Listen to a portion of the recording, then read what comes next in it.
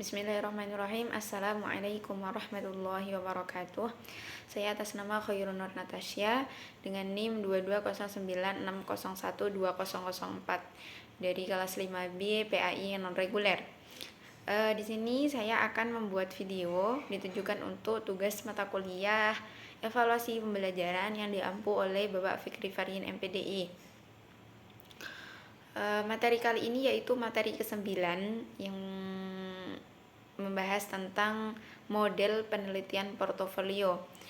Ada 7 pembahasan yang akan kita bahas pada kali ini. Yang pertama yaitu pengertian portofolio, yang kedua prinsip penilaian portofolio, yang ketiga manfaat penilaian portofolio, yang keempat bahan penilaian portofolio, yang kelima bentuk-bentuk hasil portofolio, yang keenam pedoman dan karakteristik pengembangan portofolio, dan yang ketujuh keunggulan dan kelemahan penilaian portofolio. Pembahasan yang pertama yaitu pengertian portofolio. Portofolio dapat digunakan untuk mendokumentasikan perkembangan siswa. Karena menyadari proses belajar sangat penting untuk keberhasilan hidup, portofolio dapat digunakan oleh siswa untuk melihat kemajuan mereka sendiri, terutama dalam hal perkembangan, sikap keterampilan, dan ekspresinya terhadap sesuatu. Contoh pekerjaan siswa ini memberikan dasar bagi pertimbangan bagi kemajuan belajarnya dan dapat dikomunikasikan dengan siswa, orang tua, serta pihak lain yang berkepentingan, sehingga portofolio dapat digunakan untuk mendokumentasikan perkembangan siswa dalam setiap kegiatan dan proses pembelajaran. Secara umum, dalam dunia pendidikan, portofolio merupakan kumpulan hasil karya siswa atau catatan mengenai siswa yang didokumentasikan secara baik dan teratur. Portofolio dapat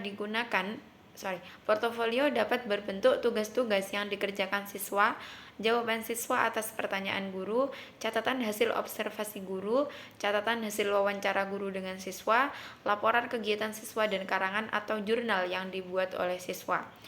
Sedangkan pengertian portofolio sendiri adalah kumpulan hasil karya seorang siswa sebagai hasil pelaksanaan tugas kinerja yang ditentukan oleh guru atau oleh siswa bersama guru sebagai bagian dari usaha mencapai tujuan belajar atau mencapai kompetensi yang ditentukan dalam kurikulum. Pembahasan yang kedua menggunakan penilaian portofolio.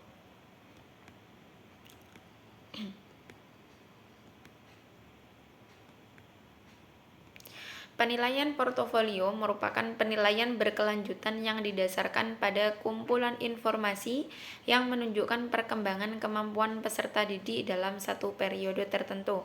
Informasi tersebut dapat berupa karya peserta didik dari proses pembelajaran yang dianggap terbaik oleh peserta didik. Dalam penilaian portofolio mengandung hal-hal penting yaitu pengumpulan, pemilihan, dan penetapan dari suatu tugas. Tujuan portofolio sendiri adalah berdasarkan apa yang harus dikerjakan dan siapa yang akan menggunakan jenis portofolio. Dalam penilaian di kelas, portofolio dapat digunakan untuk mencapai beberapa tujuan antara lain: A. Menghargai perkembangan yang dialami siswa. B. Mendokumentasikan proses pembelajaran yang berlangsung. C. Memberi perhatian atas prestasi kerja siswa yang terbaik. D. Merefleksikan kesanggupan mengambil resiko dan melakukan eksperimentasi. E. Meningkatkan efektivitas proses pengajaran. F. Bertukar informasi dengan orang tua atau wali dan guru lain. G. Membina dan mempercepat pertumbuhan konsep diri positif pada siswa. H. Meningkatkan kemampuan melakukan refleksi diri. Dan yang I. Membantu siswa dalam merumuskan tujuan. Pembahasan yang ketiga yaitu prinsip penilaian portofolio. Penilaian portofolio melibatkan banyak orang. Guru bukan satu-satunya penilai.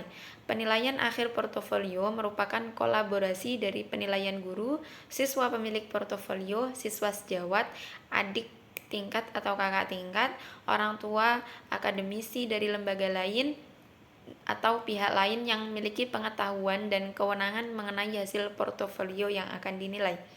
Mengingat banyaknya pihak yang terlibat dalam penilaian portofolio, pelaksanaannya membutuhkan sejumlah prinsip utama yang menjadi rambu-rambu dalam penilaian.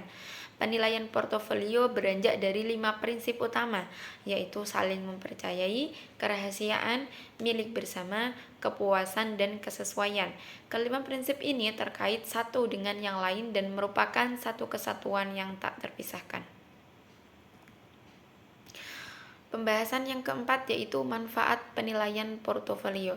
Berikut ini banyak sekali manfaat yang dapat diperoleh dalam penerapan penilaian portofolio. Di antaranya yaitu guru dapat menilai perkembangan dan kemajuan siswa. Yang kedua, guru dan wali murid dapat berkomunikasi tentang pekerjaan siswanya. Yang ketiga, siswa menjadi partner dengan gurunya dalam hal proses penilaian. Yang keempat, siswa dapat merefleksikan dirinya sesuai bakat dan kemampuannya. Yang kelima, bahan penilaian portofolio.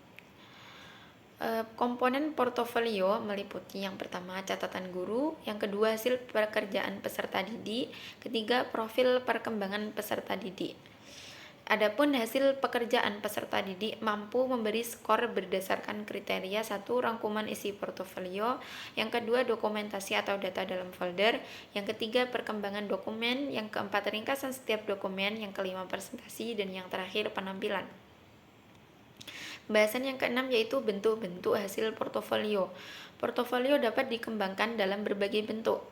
Banyak sekali bentuk-bentuk penilaian portofolio, di antaranya catatan anekdot, tulisan refleksi, review, foto atau gambar, rekaman video, cuplikan tulisan, diagram, hasil printout komputer, ilustrasi, model atau maket, clipping, diagram, dan bisa juga dengan lagu. Pembahasan yang ketujuh, pedoman dan karakteristik pengembangan portofolio. Yang pertama, karya siswa adalah benar-benar karya peserta didik itu sendiri. Yang kedua, saling percaya antara guru dan peserta didik. Yang ketiga, kerahasiaan bersama antara guru dan peserta didik. Yang keempat, milik bersama antara peserta didik dan guru. Yang kelima, kepuasan. Yang keenam, kesesuaian. Dan yang ketujuh, penilaian proses hasil. Pembahasan terakhir yaitu keunggulan dan kelemahan penilaian portofolio.